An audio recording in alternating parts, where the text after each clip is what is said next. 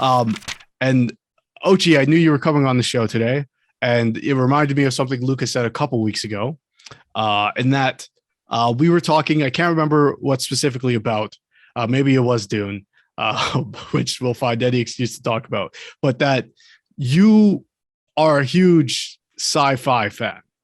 Obviously you came on Unabashed. You talked about 2001. You're talking about Dune earlier. I know this to be true, but you're not a huge fantasy fan. I think something like Game of Thrones was probably like the Yeah, peak. pinnacle, Yep. yeah, of your fantasy enthusiasm. So I want to talk about sci-fi versus fantasy because I know, like, to me, they're not different at all. I know for Luca, like, you appreciate the differences but find them similar. But I know you, Ochi, you're not a huge fantasy fan, but you're a huge sci-fi fan. So I'm just trying to crack like what you feel are the biggest differences. Um, well, it for me, I guess like the first thing that pops into my mind is like sci-fi, science, fantasy, magic. Like, and that to me, that's not a big deal. Like that's not a deal breaker whatsoever. But I do feel like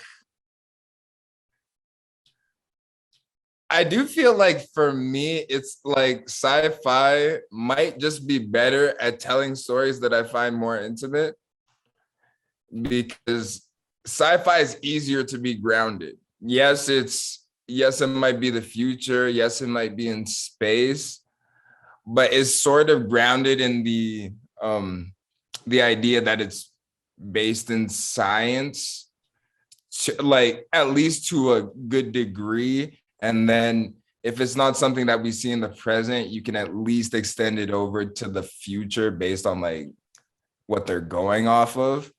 Yeah. With fantasy, it's more so like what I'm just thinking is that fantasy is more so like a whole new world. World building is a lot more important in terms of making it feel grounded, because if it's trying to be all mythical and really elevated and like it's fantasy elements, it it has a job to do that it can't rely on history in that way. It needs its own history, Mhm. like in a different way, like. And I just don't know. Game of Thrones, yeah, it's pinnacle fantasy for me. And basically the reason I can think why is because of the relationships, the And intimacy. it's like pretty low Um, magic setting. yeah, it doesn't rely on magic, but the elements are there and they're there from the beginning. Like it's hinted right from the first scene of the show. So it's not like they run around it, but it's just very grounded and it's not the highlight. Yeah. Like, Interesting. wait, but I got a question for you. Okay. What makes fantasy work for you? Oh, I don't No, know. Like, why am I drawn to it, or why do I think it's a good way to tell stories? yeah, I guess more so why do you think it's a good way to tell a story? Like when you see good fantasy like done in film or TV, like why is it working? Yeah, I think obviously, like, it's easy to point out what doesn't work with fantasy, and I think it's a lot of it's just tropism, just things I've seen before that you're not telling new stories. Um, but why I think fantasy works, I've probably said this like 100 times on the show, but it's like you go somewhere else to learn about home. And I think sci-fi, you lose that going somewhere else part of it. It's you're going somewhere else to learn about now. And with fantasy, you're going somewhere else to learn about home. I think that's the difference for me. Um, again, the difference to me is very small. It's almost entirely aesthetic to me because in Game of Thrones, you have the dragons and you have in very little circumstances people throwing magic blasts out of their hand, but the dragons serve as a highly destructive weapon that this other faction is scared of you using. I think you can make Game of Thrones the exact same story with all the same plots and turn it into a science fiction story, and it doesn't change or it doesn't lose the things that make it a good story. It's just a different setting. Like a Cold War drama. Yes. Yeah. You just like, or like a post-apocalyptic drama where like this woman has 3 tanks and like everyone's scared of them because like tanks are super powerful and they could destroy our cities or whatever the case, or guns or bombs or like, it doesn't matter. But the thing about Game of Thrones is it's not interesting because they're dragons. The interesting thing about the dragons is the implications they have on, what they could do or what power they bring this woman. But for me, I like seeing dragons or swords, it's cooler to me. But yeah, what I think makes a good fantasy is the same thing that makes any other good story. And what we talked about earlier is like, it's the characters, it's the relationships, it's the stakes of the story. It's not feeling like it's contrived or like, playing on tropes too much, or not just being of a source material I already enjoy and adapting it or putting it into a different medium. It's like you add something with the medium. So yeah, I don't know if I have anything more than that of why I'm drawn to it. Luca, what are your thoughts? I mean, I am a sucker for magic. I've always loved magic. So if you put magic in a story, like I'm already partway in. Like I'll hear you out at least. But magic feels like it can be done badly. Like, definitely. But so can sci-fi though. Absolutely, magic can be but it's different. Bad. Magic, like I feel like when it works, but it's almost like it's so foreign because it's unexplainable that like when it's done well, it's just like whoa, but like you're trapped. But see, that's the thing. Like, and the main thing I think what fantasy adds to stories, like if we're talking about just like a bare bones story that takes place on Earth, like a drama movie, right? Fantasy elevates it because you're adding this element. You're adding magic, or you're adding dragons, or you're adding whatever the case is. And with sci-fi, you're adding a piece of technology, you're adding space colonies. But the thing we care about is those people, right? And so for me, like if you add people's ability to throw fireballs into a story, it's the same thing as adding people's ability to throw fireballs with magic gloves or technologically advanced gloves. Like for me, it's just like, chemical X basically. And I think you can get that same chemical X from either. You're not wrong. At the end of the day, the fireballs just is a different looking bullet. Yeah. I remember when I said to Ochi, I was like, man, like sci-fi fantasy are the same genre. And he was like, man. It's because it's the elements that go into them. It's what they rely on. Like you're totally right. Where sci-fi is so much more grounded because we're so much closer to the world of sci-fi than we are to the world of fantasy. Like our world today is like probably like a century or two away from some of the sci-fi we've seen, or like some of the sci-fi made in the 80s. Whereas like we're never gonna see a Lord of the Rings type world. I mean, maybe don't say that. No, but and then the thing is, like, I feel like because it's more grounded, it's easier for like multiple people to have different perspectives or different viewpoints and like succeed at conveying them. With fantasy, I know there's Lord of the Rings. I guess you could say Harry Potter. I guess The Hobbit falls under Lord of the Rings. I know a lot of people don't mess with the Hobbit films. I don't know what that is. I'm okay. Yep, I'm indifferent. So like with sci-fi, there's like you can think of like at least 10 different directors who've done at least like a really good sci-fi movie. Right. Because there's multiple movies. So like with fantasy, I know Lord of the Rings, I know Harry Potter.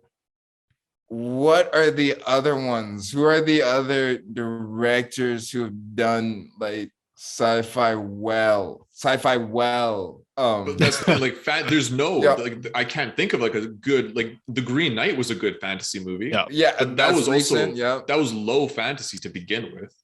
And like that was pulling from King Arthur, which I mean, whatever, sure, King Arthur. But like we've gotten so many sci-fi movies, shows, adaptations, and there's none in fantasy. Like we got Game of Thrones, now we finally have the Wheel of Time. There's a Lord of the Rings show that was announced. There's been like a couple books that me and you, Matt, have read that have like sold their movie rights to different studios. Right. So there's like potential projects in the works. But like there's no like for good fantasy, you need to read books. Like there's no way to get good fantasy if you're not reading books. It's impossible. Like even Game of Thrones is like, it's great, but like that's so low fantasy. Like that doesn't hit the spot for me, for example. Yeah, I think Wheel of Time is now entering that conversation of being a high fantasy show that's accessible and well done. Mm-hmm. Like the Witcher show is good. Yes, it's good, I would say as well. But like it has flaws. But yeah, there's no like I said, Game of Thrones doesn't hit that spot because it's so low fantasy. Like you said, Matt, you can take Game of Thrones and put it into a sci-fi setting or even a modern day setting, and that story would work.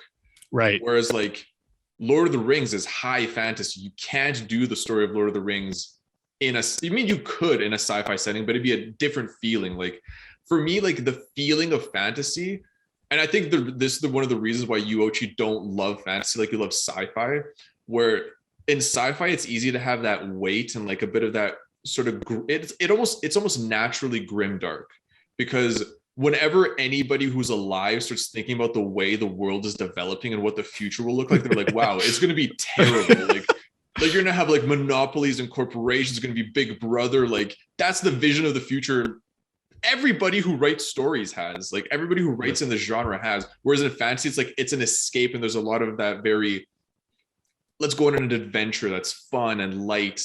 Like that feeling. A lot of the Lord of the Rings feels like just like an adventure. Like you're just going on an adventure. Whenever you see those shots of them like running around running around Middle Earth and like the battle scenes, there's just so many things that are just, you're just listening to a story that's an adventure. Whereas sci-fi is often very heavy because we're predicting where the future is going, and like we're seeing what's happened, and we see the signs already in our own society of like we're going in that direction. So I think sci-fi naturally just gives you that weight where anybody who's writing a story about is like, yeah, the world's going to be awful in 100 years, like in 1,000 years. Or if humans created space travel, there would be like an emperor with a monopoly on the entire method of travel, which is Dune. Like there's an entire group with like a complete stranglehold on how you travel. Whereas in fantasy, it's like grimdark is only a recent thing in fantasy. Like really, Game of Thrones or like A Song of Ice and Fire was like one of the first genuinely grimdark fantasy books ever written. And like now you have more of them. I would have thought they came. I would have thought there would have been some link to nursery rhymes or like for sure, like sense. Definitely, I would have thought that grim. Yeah, I would have thought that grim dark was like rooted in there. I would say, like Brothers Grimm is the original grim dark, right? Taking folklore and turning it into horror, basically, for sure. But I think of modern fantasy, like you, Luca, being like the medieval European setting, grim dark. I think that's more modern. But they didn't grow together, because like I imagine, like my thing is, I imagine the writers of those works maybe not being the same person, but being at the same cafe or like or like having conversations. So I can very much imagine like I'm sure there's like a like a wave you could look at where like, okay, we're grimdark again, and now we're whimsical and grimdark again, and like, here's the Hobbit, and like, but I'm not sure what the timeline is. Yeah, I did watch George R.R. Martin say like, he did like rely on Lord of the Rings, or that was a heavy inspiration, because like the dude who made Lord of the Rings was like old. Like It's old, that's it's old, yeah. yeah. So like it's been around for a really long time. So I guess that counts. Even though it's like one, it counts because it's like The Godfather. Yeah, Exactly. yeah. Like And I the Lord of the Rings sorry, was written like, I mean, he fought in World War One, like Yeah. Tolkien. You Yeah. know, like Lord of the Rings is an old story. I mean, his son died like 3 years ago, in his like 90s. You know, like so Lord of the Rings has been around. It's like 100 something. It's like around 100 years old already. Yeah, The Hobbit was in the 30s, so we're getting pretty close. Exactly. Yeah. So it's like, and those are the books that inspired, like, that was what allowed epic fantasy to exist. Right. So, like, the next big series that was like worldly popular is The Wheel of Time, which is like literally Robert Jordan, the author, was like, I love the Lord of the Rings. I want to write my own version of it. Like, Exactly. Yeah. that's what The Wheel of Time is. And then so many stories came after it in that same vein until we got A Song of Ice and Fire, which was just heavy, grimdark, low fantasy. And then that became popular. And that And brings that's on what, things like Malazan and exactly, that's what inspires Malazan. That's what inspires all of the Joe Abercrombie books, like First Law series and all of that. And now modern fantasy is like a sort of a blend of those. Like the Rage of Dragons, for example, is very high fantasy, and yet it's also pretty dark. Like, I don't know if it would fall completely into grimdark, but I mean, it's a lot heavier than what you might expect from like classic fantasy. yeah. And I think those stories lend themselves very well to film, where like those types of stories are becoming popular to see. And like people saw Game of Thrones, they're like, wow, this is like really cool. Like the drama of it is so interesting, of Right. a grimdark fantasy story. So I think like grimdark might be the path into those heavier fantasy stories in film and TV. Even The Witcher has like heavy themes. Yeah, which I almost feel like I don't mind grimdark fantasy. We've talked about this before, where it's like I think there's certain projects that lend themselves more to grimdark, but I feel like what you were saying, Luke, is like a lot of sci-fi falls into grimdark because it has to, because it's an approximation of the future, right? It's like so cynical as a genre, because we look at, okay, here's a new forming technology, like Blade Runner, for example. We're able to make people, and like, okay, well, what's the worst fucking thing that could happen? Oh, we abuse them and they're second-class citizens and they start to rebel. And, and we have a problem with that. Like, that's the worst. Or they wipe us out entirely. Some implications from 2049 type of thing. But even all sci-fi is sort of like, how could this go wrong because of the human condition? How will we as a society take this technology and corrupt it and make it a bad thing when it shouldn't be? Whereas I feel like fantasy can almost more be like an approximation of the past, or, flavoring the past or in a certain way. And I think sometimes we throw modern, human tendencies onto fantasy, which may not be accurate, but I don't think that's the point. Like, I don't think fantasy needs to be period piece. Like loyal to period piece. It's just like an analog. It's more so like fantasy is a world where we didn't need technology. Like, we didn't need technological advancement because we had magic. So this is why the world progressed differently or didn't progress, depending on how you're looking at it. But yeah, I don't know. I was just gonna ask, is something like that video game Horizon, could that be considered fantasy?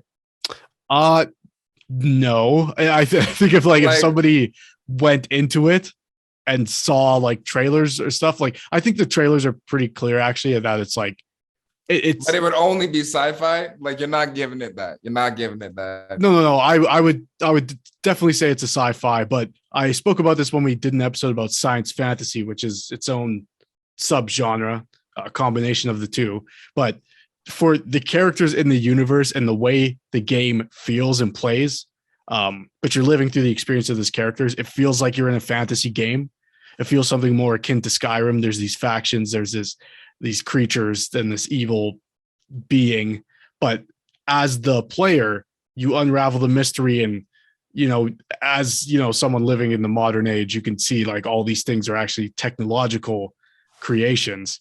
So it's a sci-fi for the player, but for the characters, it almost more feels like a fantasy game if that makes sense. And then as the character, as you learn what the world actually is, then you start to peel back that, there's people who worship deities in that world who are just AI. And there's things that happen in the world that are explained as like miracles, but it's just AI that was too slow to process the first time, or, I don't want to spoil the game, but, made events happen because, something in their algorithm told them to, which I think is like the best type of sci-fi, where the line is blurred between what's science and what's myth or religion or magic, because then I guess it makes us question more of like how our society works. And like we're doomed to kill ourselves with AI is basically, we're all sort of sci-fi leads to. I mean, Dune still has the prophecy and the visions. But I think that's like my favorite part of Dune, is that similar to what I was saying about Horizon, is like it feels like a fantasy. You have these factions, it's part of an empire. There's Star Wars elements, which I know is, controversial because Star Wars is very heavily inspired by Dune and whatnot. But there's all these aspects that make you feel like it's in a fantasy. There's these powers, but when you pull back and like, this prophecy is not a real prophecy. This is something people designed decade by decade, generation by generation, so that they could exploit that later on. It's not like this kid was born with magical abilities. He was bred in a certain way through generations to be able to do the things he does. And so like, it feels like a fantasy. All the elements of a fantasy are there, but it's all because of sci-fi reasons.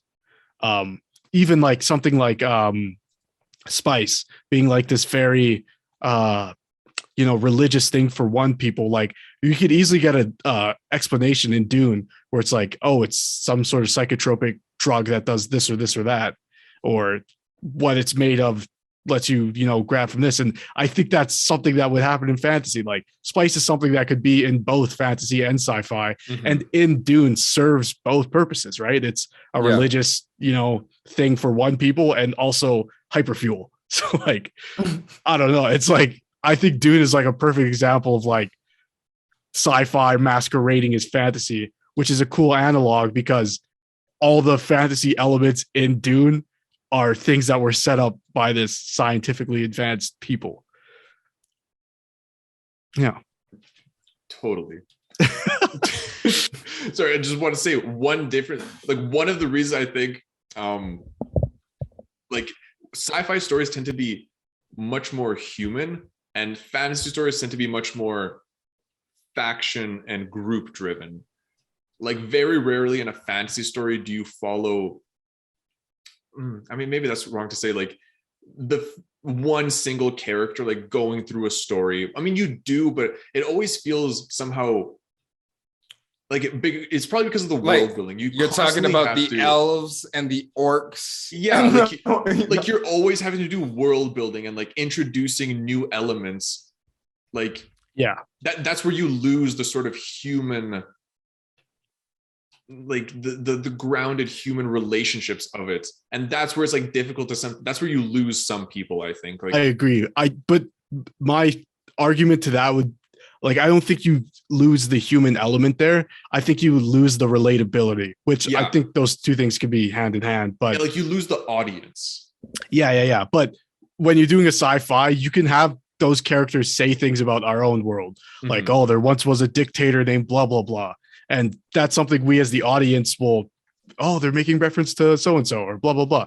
And we understand that. But I mean, you could take, like, if somebody in a sci-fi says there was once, or like speaking about Napoleon, right? That's something we can understand and contextualize. Like, doesn't matter how far in the future the sci-fi is taking place, we'll know like the implications of what they're saying.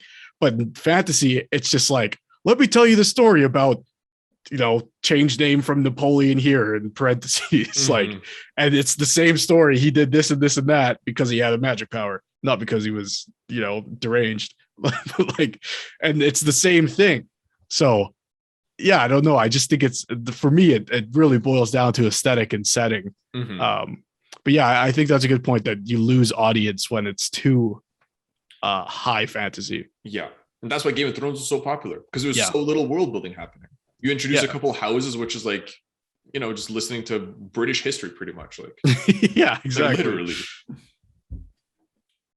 Anyway, Yeah. because I have more to say about the differences of sci-fi fantasy. Yeah. All this to say, Ochi, you should give some of these bigger fantasy projects, or you should read Rage of Dragons. I've been telling this guy this. I've said this at least 20 times to this man. Like, read the Rage of Dragons. I don't read books. Wait, I actually, now that I'm saying this, I have another bone to pick, because I know you're a big fan of anime, and anime is predominantly fantasy. There's some sci-fi animes I love, but most of it is strictly fantasy. How do you reconcile that then? Hunter x Hunter. Fantasy. You're not wrong, but the thing is, anime does a couple things well. Like they're really good at relationships and characterization, because the thing about anime is that it does, a lot of the times it can go into tropes, like at least in terms of building the world at first, and then it like subverts it at some point to like, you know, really get the story going. But like it does that really well. You obviously have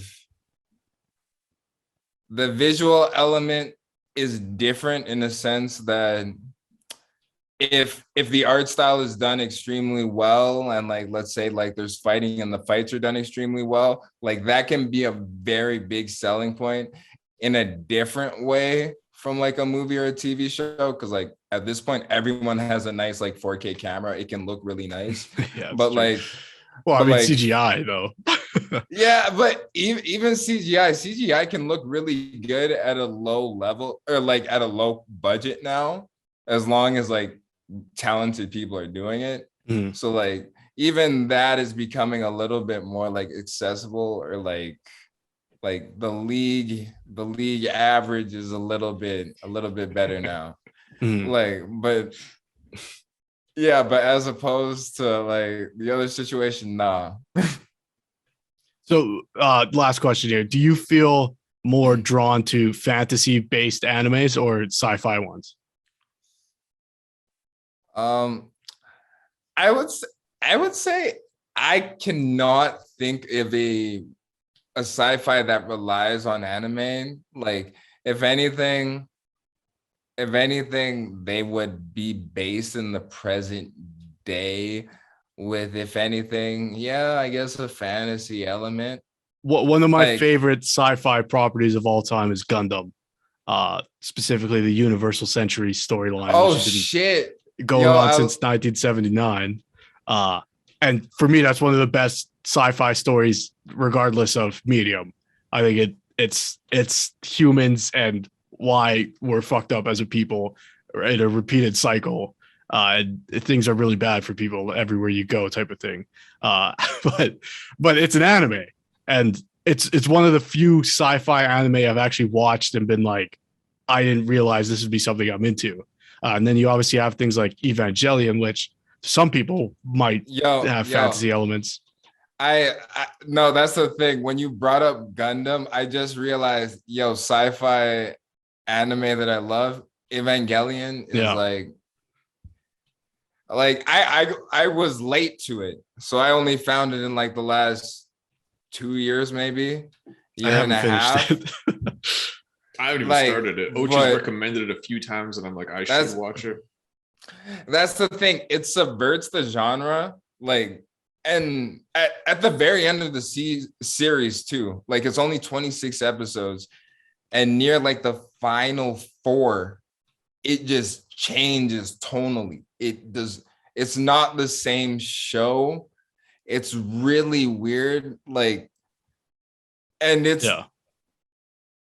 like it almost becomes a psych exam, like in terms of like I'm serious, and like it's like a deep dive into, I don't know, existentialism, nihilism, like the whole idea of like nothingness and losing your identity. It's in like in an anime, about kids trying to fight aliens or like in mechs.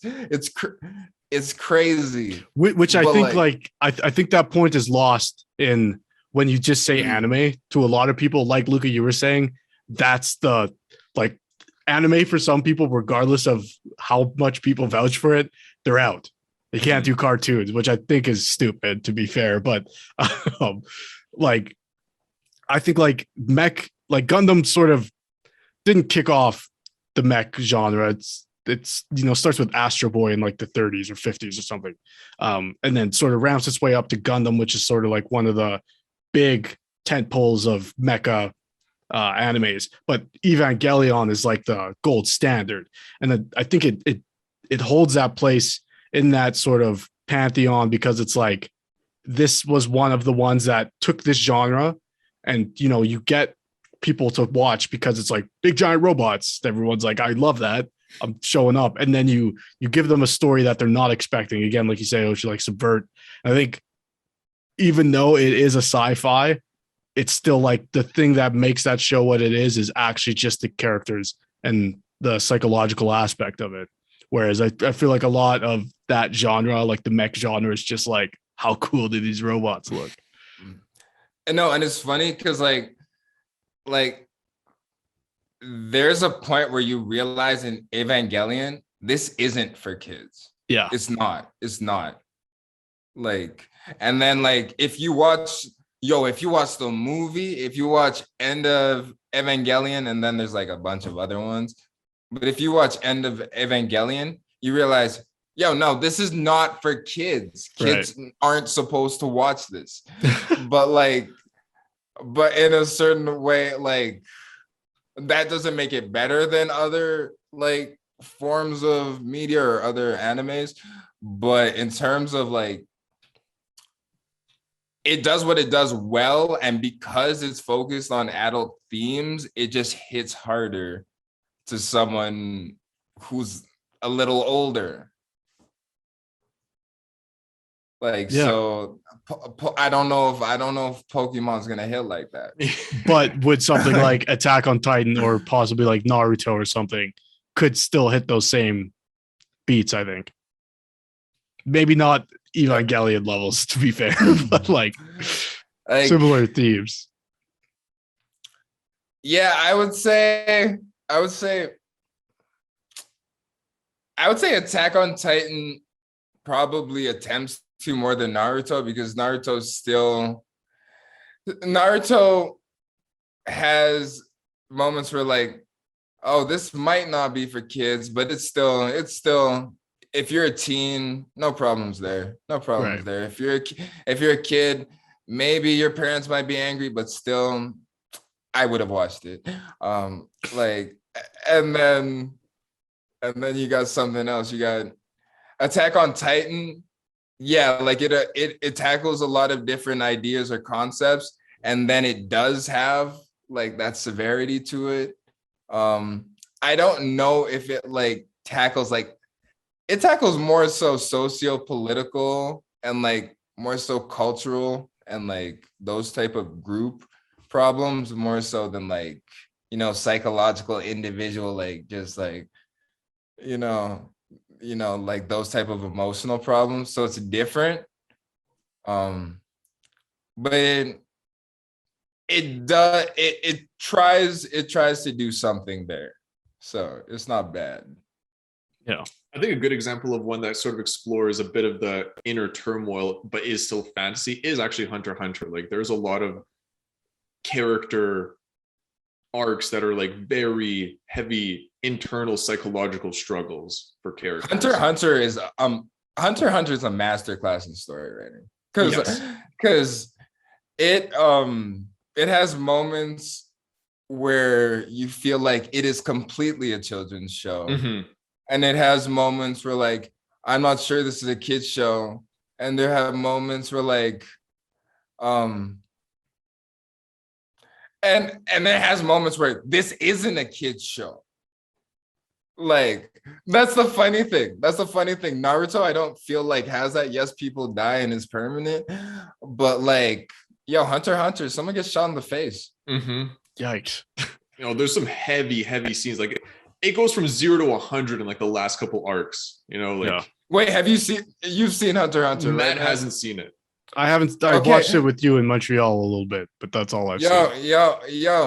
That's what I'm. Okay, then. I feel like that's fair enough. That's not a big spoiler alert, but like, yeah, someone gets shot in the face, which you're not expecting in a show like Hunter x Hunter, right? And it's not one of those like, it's not one of those where the dramatic effect is lost and it's like a cutaway so you don't feel it. They might have cut away at this point. I can't remember, but you're supposed to feel it. Right. Mm-hmm. And it's very jarring because of the fact that for so long this felt like a kid's show. Right. And that exact moment that you're talking about is like that was when I saw it, I was like, what the hell is happening right now? Like, Matt, it's a must. Yeah, right. Masterclass. The one thing I would be remiss not to mention also is Akira is like a sci-fi as an anime as well. Yeah. I flopped. No, because, and you're right. And that is, again, it's weird. I wanted to say masterclass again, but it's a film that relies on ambiguity so much, or like the fact that you need to rewatch it, and it's not. Writing is not the point. It's definitely the experience and what's going on, but it does it well. At the same time, once you do rewatch it, you notice that it's adapted from the manga, which is a lot longer, but the arcs and the story that it tells is crafted. It's tight, and it's tight. Rose, another great one. I haven't heard of that. There was one, spoilers, there's the show called Gargantia on the Vendor's Planet, and if we've been friends long enough, I've probably recommended to you and you probably didn't watch it because what fucking kind of title is that? It was on Netflix and I scrolled past it, and legitimately one of the wildest sci-fi things I've ever seen. So if people are watching, check that out because it's fucked. But I've been ranting here about this for a while. Let's throw over to you now, Ochi. What do you got for us today? Okay, so for a topic, I chose the films or television shows that were most visually striking to you.